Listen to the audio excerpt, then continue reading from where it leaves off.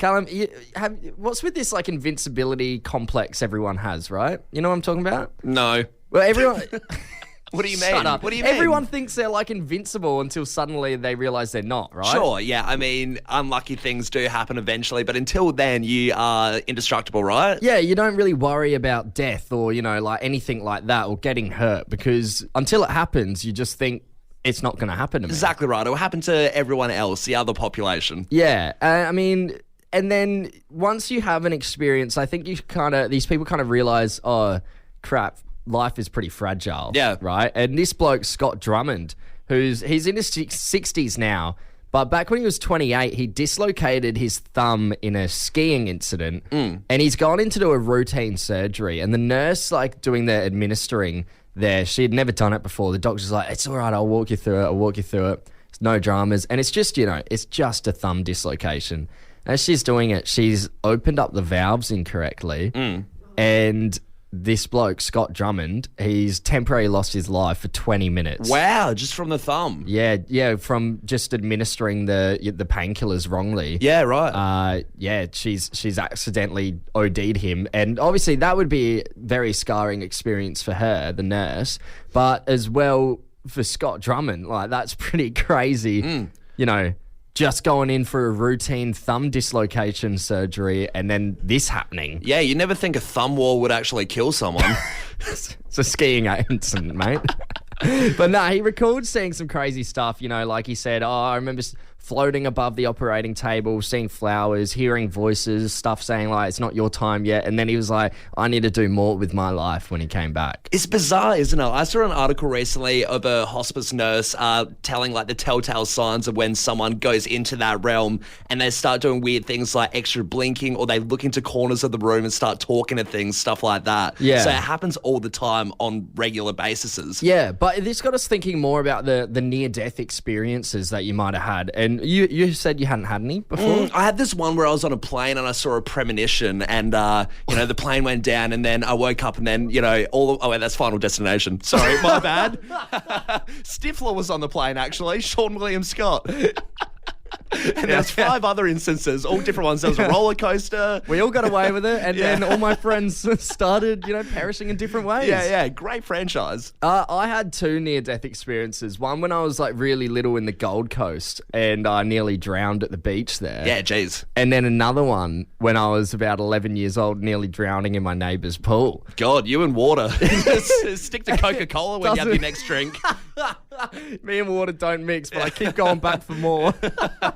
But we do want to ask about those near-death experiences, Adelaide. Give us a buzz now. What's your near-death experience? We'd love to hear about how it happened, how you're feeling afterwards, how far did you actually go? There'd be a lot of near misses, a lot of narrow escapes. So, keen to hear it. Hope everyone's all right. But, there'd be a few pretty crazy ones. Yeah, maybe you were crossing a road, you forgot to look. Maybe you were mountain climbing, and what about all the extreme sport people, the people that go skydiving regularly? There'd be stuff like that are absolutely nuts. Yeah, the people that go free, no harness climbing up mountains. Oh, those people are just crazy. Insane. I don't know if there's anyone listening that does that because I feel like it's a real niche market. It would have to be niche. I don't think many people do it. But we want to hear your near-death experiences, Adelaide. We're going to cross over to Ricky. He's in Burnside. Ricky, good morning, mate. What was your near-death experience? I was out riding my bike in the hills. Yeah. I was turning right onto North East Road from Warren Road at Birdwood. Yep. I had one foot on the ground with my arm out indicating. The school bus came from the left from Birdwood and just cut the corner and came straight for me. Oh, crap. I managed to jump and he went right over my bike. He's run over your bike. So you managed to jump off in time, but the bike got hit. Yeah, the bike got broken into 5 pieces. Wow, that's scary. Ricky, what do you do? Do you just do you take a breather after that? Did you just stand there in shock for 10 minutes? Or what happened? I was kind of panicking. How do I get home? Yeah. But luckily, a friend came and got me. Yeah, that's crazy. And Ricky, did that sort of change your perspective on riding bicycles? Did you keep riding after that, or are you too shaken up? Yeah.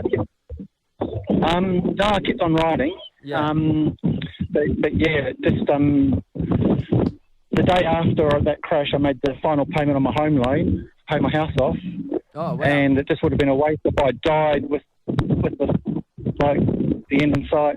Yeah. Hey, Ricky, thanks so much for getting involved, mate. We really appreciate your story. Okay, thank you. Cheers, mate. Hey, let's go to Richard over in Manapara. Richard, what was your near-death experience? Yeah, my near-death experience was more medically related. Yep.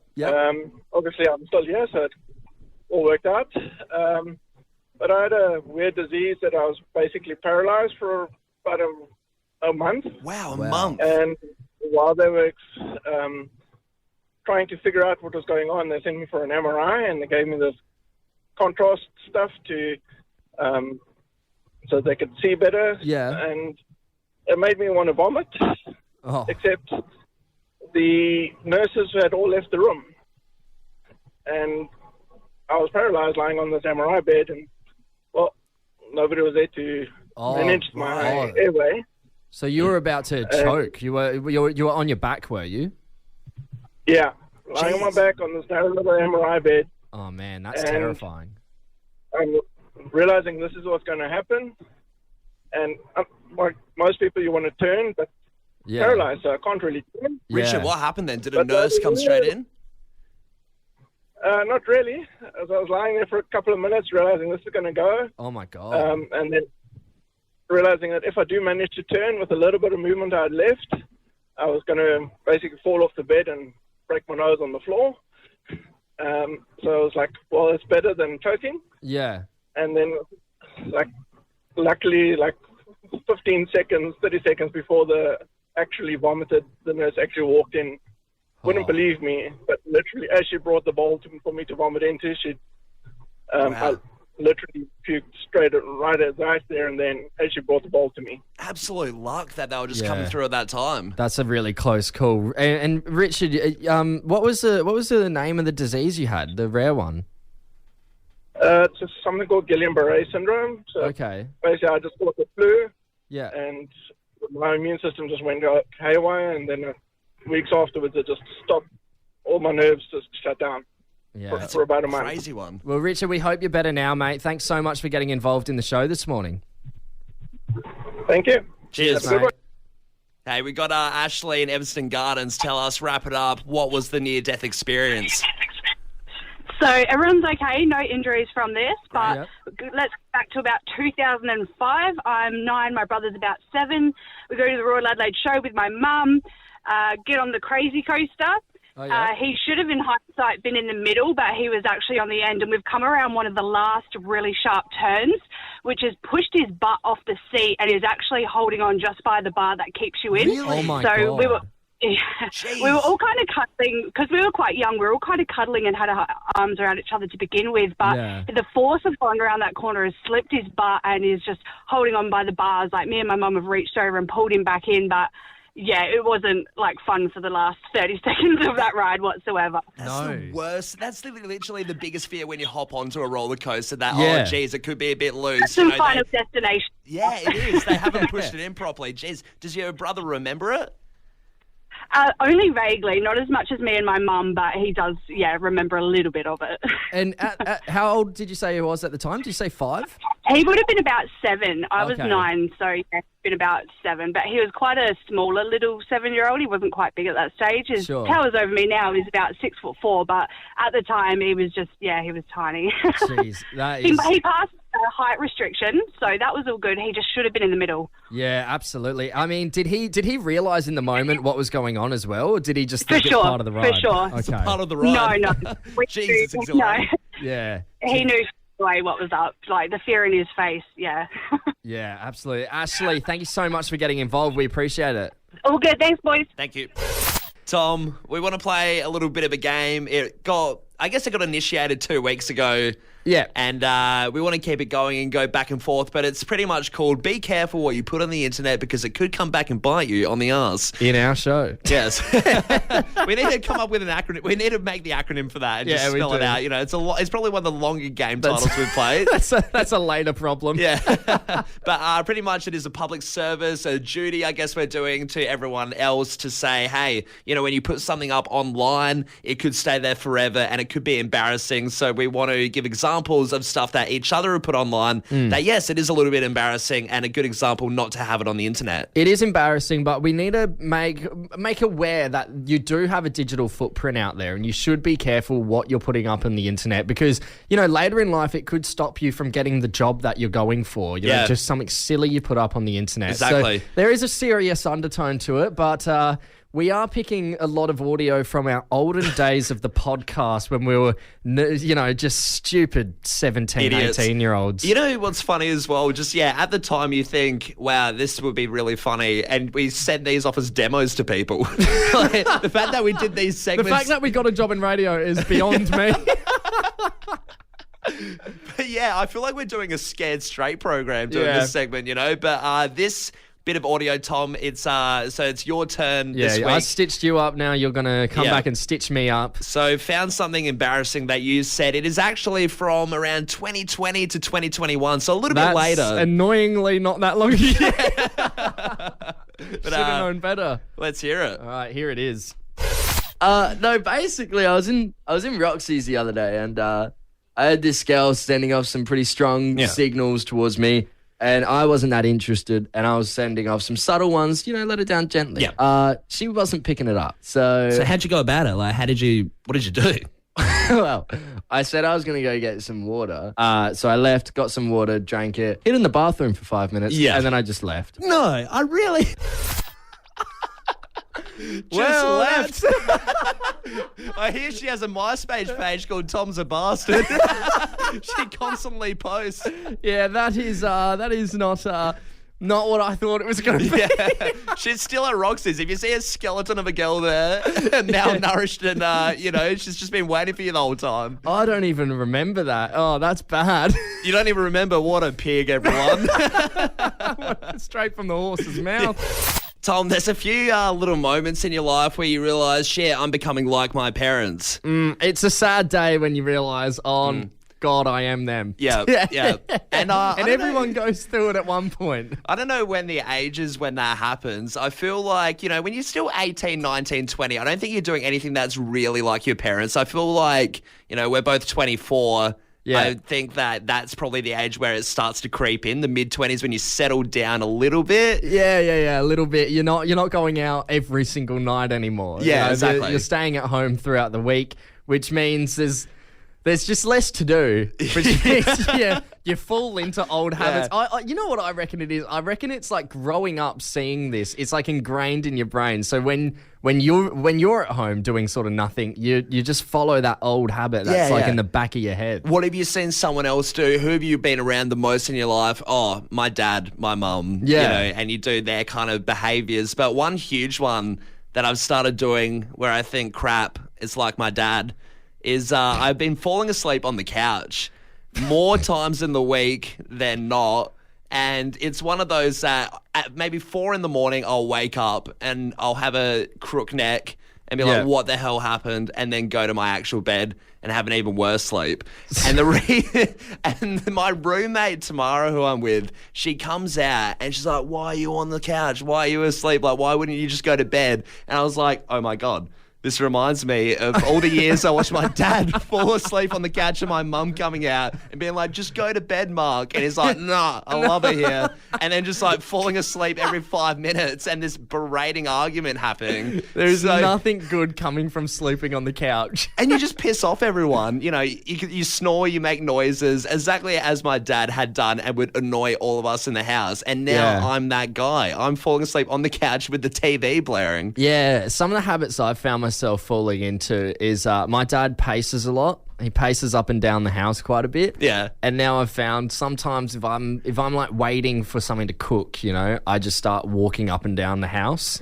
Just don't know why. Really? Yeah. I mean, I could just sit there and watch something probably, but I'm like, nah, especially if I'm just doing the microwave. If I'm putting something in the microwave for like a minute or two, I'm like, just walk up and down the house. So I was going to say, if your mum's cooking or something, that would really put me off. That would really put me off as the cook in the house if, like, who I was about to serve was pacing up and down like it's a prison courtyard. Yeah, another one is like sayings. Like, I'll say, I've caught myself in recent times saying forehead here and there instead of forehead. He's a big forehead guy. Dad's a forehead guy. I don't know what it is, why, but he's a forehead guy. I really don't want to get to the point where I start sounding like my grandpa. I feel like that's the next stage where he would call people cobber. And I've heard it slip out of my mouth a few times, but I won't let cobber ever come out again. We're going to open up the text line here, Adelaide. When did you realise you're becoming your parents? And somebody's texted in here asking about my dad, how my dad's magpie is going. Back in the day, Dad started feeding this magpie and it came to the house every single day. They used to hang out with it.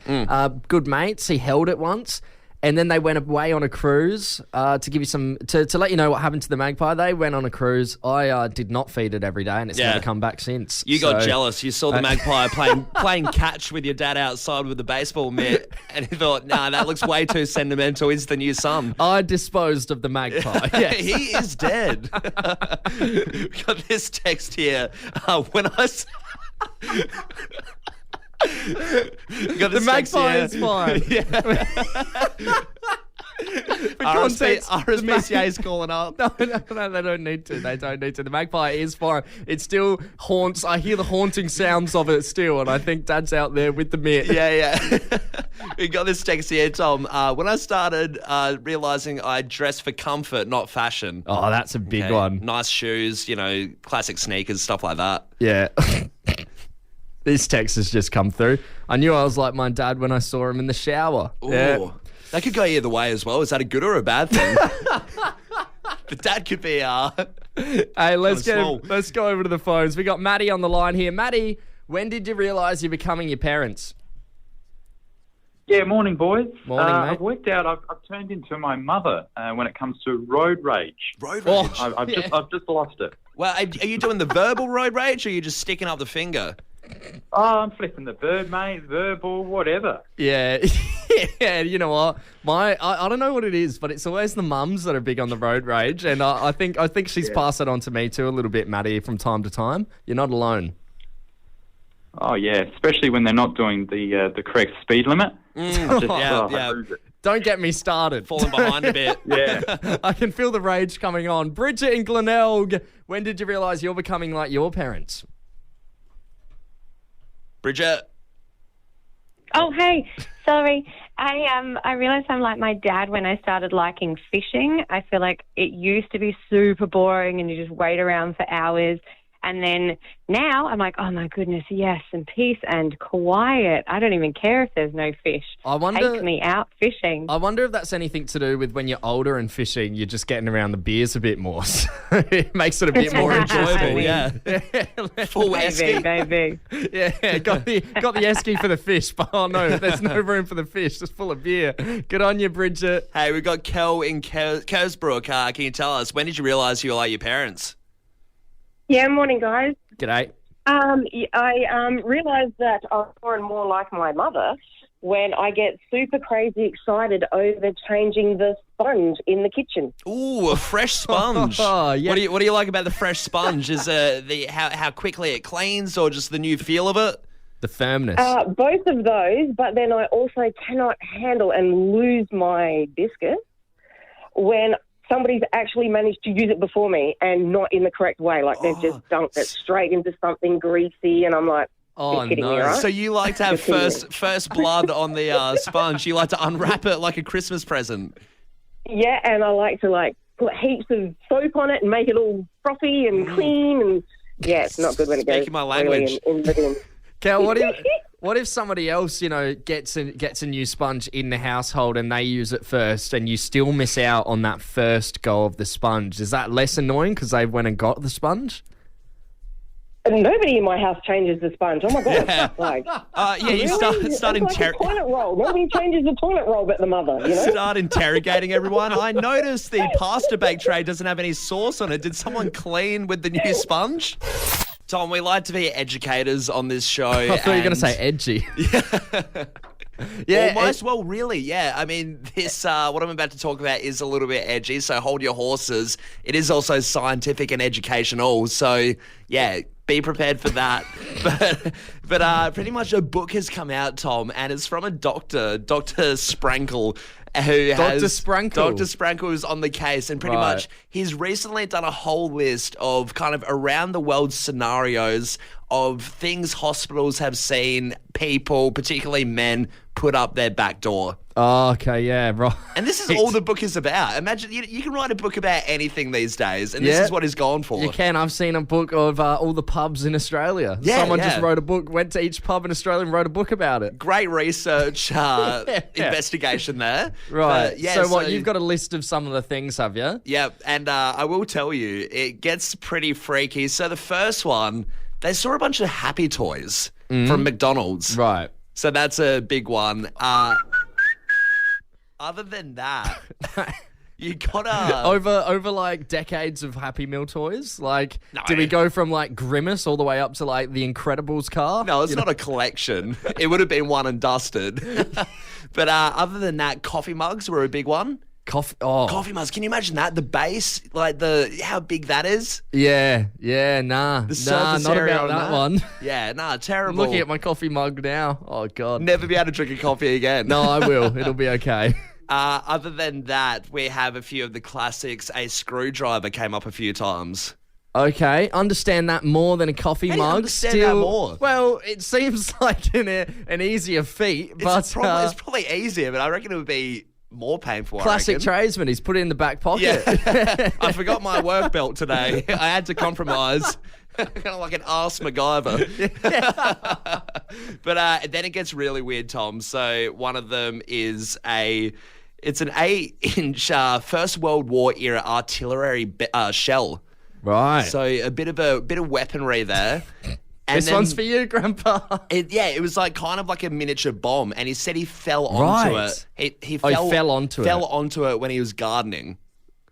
Okay. I will let you know as well, a lot of these excuses end with, I slipped and fell. Yeah. It seems like the classic everyone goes to. This one here, in 2020, a 30-year-old man in China had a whole fish removed because he accidentally sat on it. Oh, he's taking the piss And now. the specific fish species is between 12 to 16 inches long. Oh. Was the fish frozen? Was it a Tasmanian trout? Yeah. Day after day, if you don't bring in your lunch to work, you sort of, we go and buy it. We get up so early, we end up not eating usually till about 12 o'clock some days. Yeah. And it gets to a point where you're like, I need to go eat. So if you don't bring in lunch, you got to go for a walk. But the issue is tiring out so many places around work. You don't always feel like going to the easy places. So you go for a little bit of a stroll. Sure. And yesterday I was just, I reckon I walked for about 10, 15 minutes till I got to the point where I couldn't take it anymore, and I called you for some advice. Yeah, hotline. I need to phone a friend. What do I eat? The Callum hotline. If anyone needs Callum's number, if you're struggling to figure out what you want for lunch, let us know on the text line. But no, I'd be happy to be. What was it like the old timely back in the day? You'd ring up the person for movie times. Yeah. You'd be like the Guy Fieri of that. Yeah, I'll just tell you where you should go eat. What suburb are you in? Oh yeah, the Euros place down there is pretty good. Doing research. So I called you up and I'm like, mate, I need some help. I can't figure out what I want to eat. And straight away, great suggestion. You say, how about Zambrero? Yep. Bit of freshness. Easy. Filling, easy, cheap. And I said, yeah, great idea. We love Zambrero. So went down there and I thought, I don't know what I want, but I wanted to get something I don't usually get. So Sure. I went for something that I haven't had in years.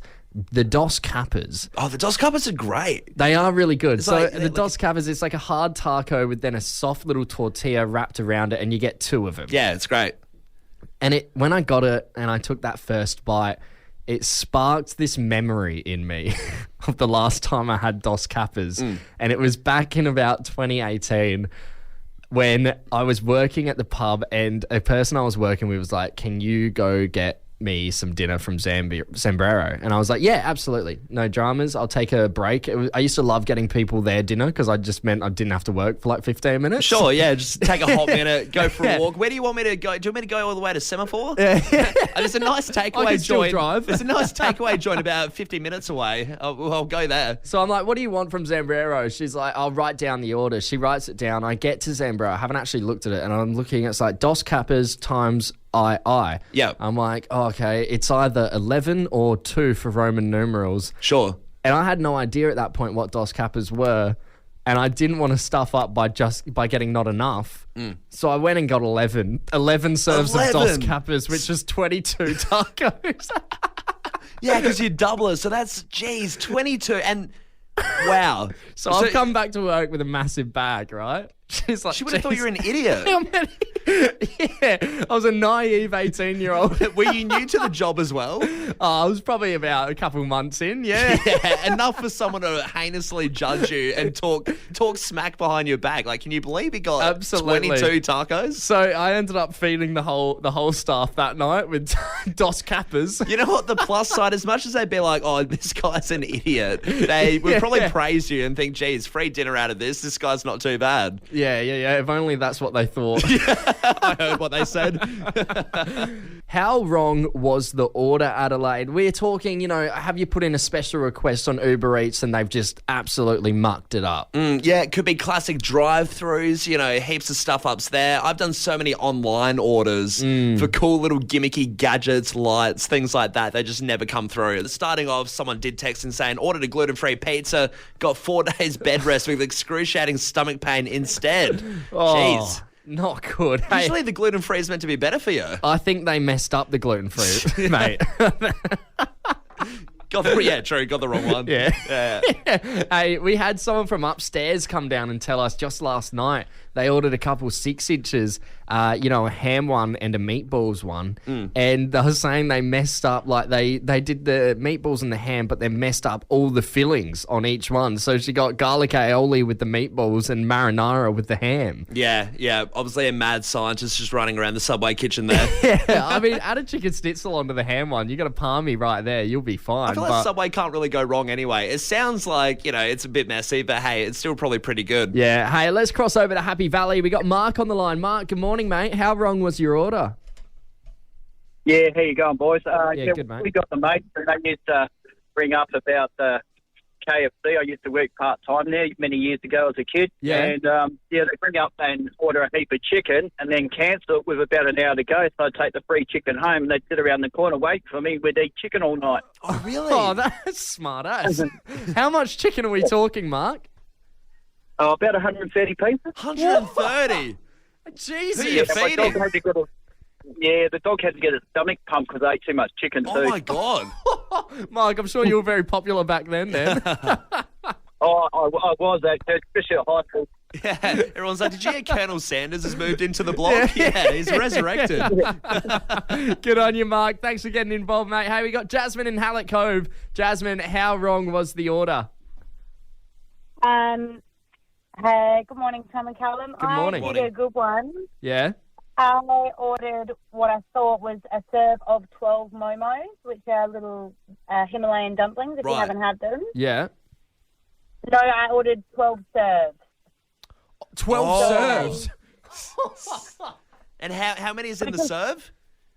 10. 10? Jeez. 10? Jeez. Crap. The worst thing is I'm just a tap and pay girl. You don't look at the price. You don't want to know how much you're spending on food. No, absolutely not. So you tap, you pay, you get home, you open the bag and you go, why is it really heavy? Oh, that's a whole lot of momos. So the good thing is there's still a couple of frozen lots in the freezer. So when you come home a bit dusty after a night out, chuck them in the microwave. Yeah, chuck it with a bit of mee goreng. Goes all right.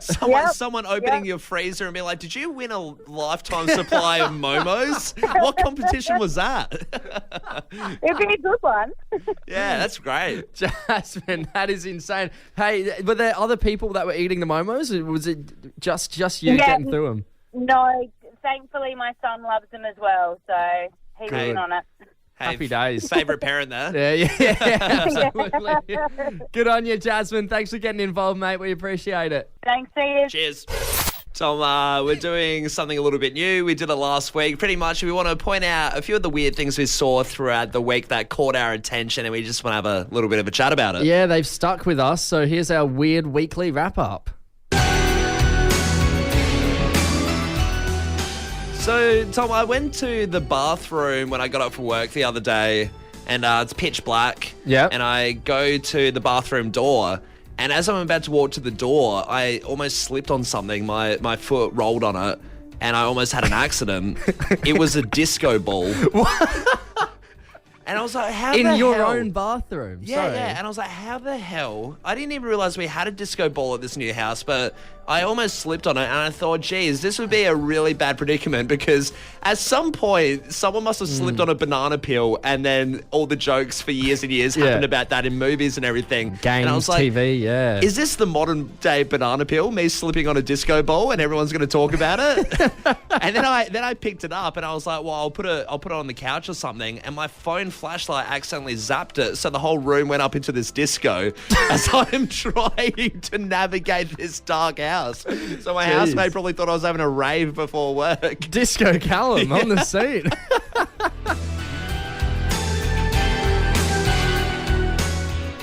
Callum, I'm rewinding back to St. Paddy's Day, which was on Sunday. Yeah, so I thought, I'm last night of the Fringe as well, I thought I'd go suss out the scenes, what's going on, and I didn't quite make it to the city because I live in Norwood. I went to this pub, Finn McCool's, which is just on classic the parade. Irish pub. Classic Irish pub. I thought I'd suss it out, see the vibe. It was going absolutely off. Everyone's there dressed up. But then there was a bloke there who was dressed in absolutely nothing except knee-high boots. Yeah. Lucky, four-leaf clover underpants. Right.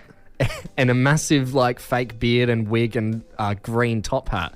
And that was all he was wearing. No top, no pants.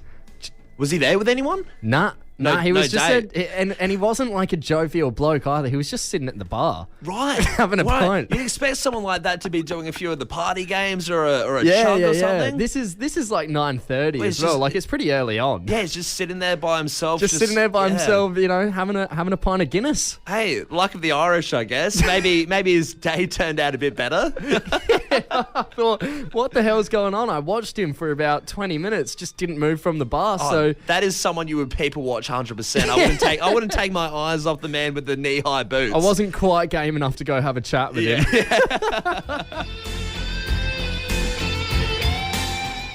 And that's all the weird stuff we've seen this week. Yeah, it's pretty bizarre. Stay tuned next week for our weekly weird wrap-up. Yeah.